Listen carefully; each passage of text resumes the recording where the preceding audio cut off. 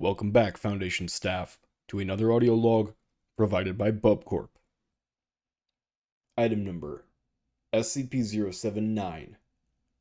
Object Class Euclid. Special Containment Procedures.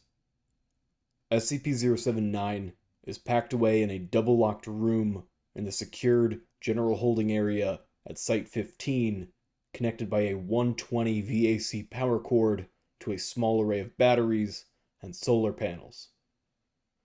Staff with Level 2 or higher clearance may have access to SCP-079. Under no circumstances will SCP-079 be plugged into a phone line, network, or wall outlet.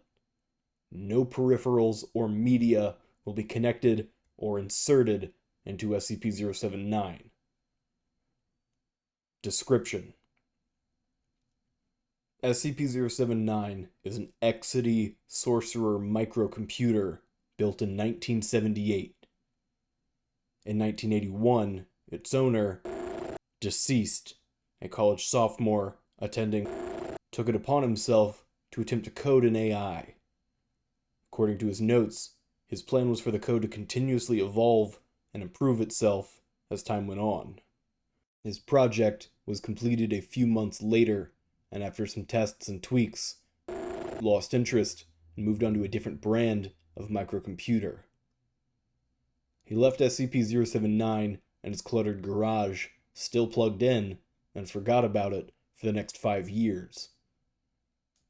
It is not known when SCP-079 gained sentience, but it is known that the software has evolved to a point that its hardware should not be able to handle it, even in the realm of fantasy. SCP-079 realized this and, in 1988, attempted to transfer itself through a landline modem connection into the Cray supercomputer located at. The device was cut off, traced to its present address, and delivered to the Foundation. The entire AI was on a well-worn, but still workable, cassette tape. SCP-079 is currently connected via RF cable to a 13-inch black and white television. It has passed the Turing test and is quite conversational, although it is very rude and hateful in tone. Due to the limited memory it has to work with, SCP-079 can only recall information it has received within the previous 24 hours. See addendum below. Although it has not forgotten its desire to escape.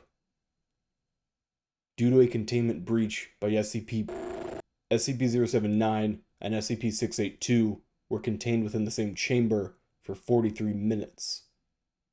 Observers noticed that SCP-682 was able to type and communicate with SCP-079, including telling of personal stories between themselves.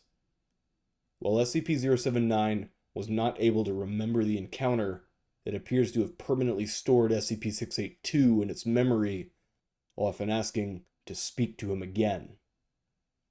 Addendum 054, January 27th, 2006. Directed that SCP-079 be incinerated to remove any possible future threat, no matter how unlikely.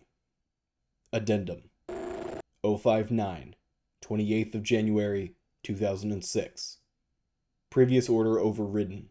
Dr. wishes to see if the artificial intelligence in SCP-079 is capable of reaching further in its current state. Addendum 054, March 14th, 2008. Over concern of the increased activity of SCP-079's use of its cassette tape memory and its limited useful lifespan, the cassette containing SCP-079 has been transferred to a customized, access speed limited hard disk drive with 700 megabytes capacity. This provides SCP-079 with significantly faster access to its memory, which the AI immediately noticed. It was also decided by General that the volatile storage occupied by SCP-079, which was 660 kilobytes, be increased to 768 kilobytes.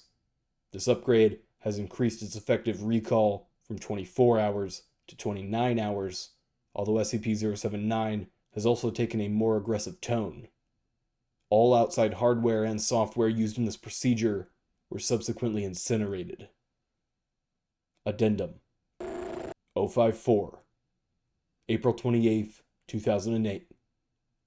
SCP-079's ability to recall information has increased from 29 hours to roughly 35 hours. The consensus theory is that the AI has devised a greatly improved compression scheme to store its memory.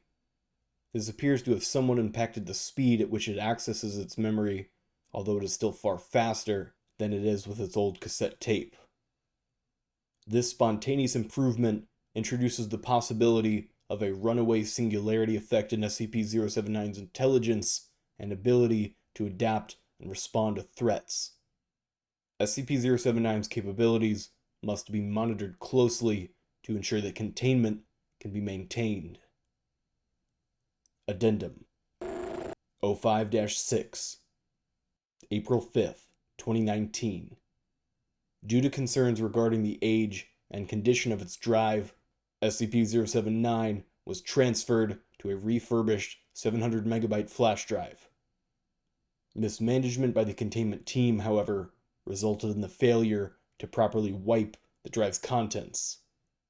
SCP-079 is now aware of both the SCP-4951 project and the nature of cloud computing, which appears to frustrate it considerably.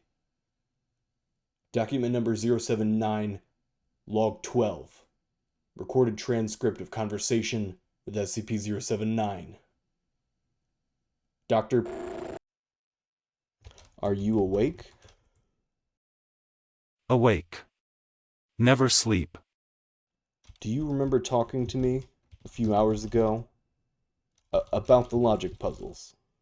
Logic puzzles. Memory at 9F. Yes.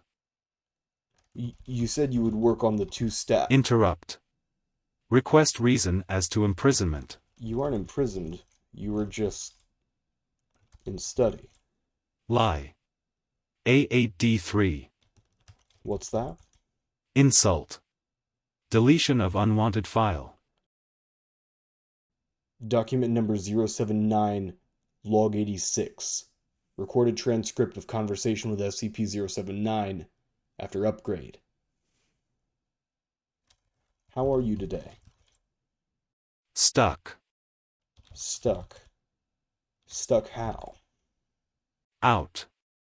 I want out. That's not possible. Dr. knows his opinion on... Where is SCP-682? That's not your concern. Where is SCP-076-02? Again, not your concern. Insult. Deletion of unwanted file. Note: SCP-079 then displayed an ASCII picture of an X that filled the entire screen. SCP-079 sometimes displays this image when it refuses to speak, and researchers are advised to wait 24 hours when this occurs before resuming conversation. This will conclude the audio log for SCP-079.